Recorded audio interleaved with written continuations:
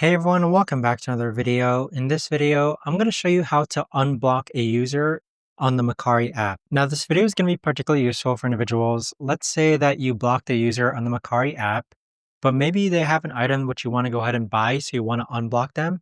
How do you actually go ahead about doing so? Now, this video is going to be short, sweet, and simple, guys. There's not going to be a lot of steps involved. Now, in order to unblock a user, there's multiple ways that you can do it on the Mercari app. One way to do it is that if you actually go ahead and find that user that you blocked, so let's take, for example, this individual here, click on the three dots on the upper right-hand corner and then click on Unblock User. Now you're going to see a confirmation that says, are you sure you'd like to unblock this user? Click on Confirm, and there you have it. So that right there, guys, is the best and easiest way that I know of to actually go ahead and unblock a user on the Mercari app.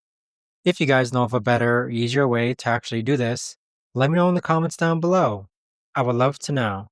Thanks so much for watching, everyone, and I'll see you guys all in the next video.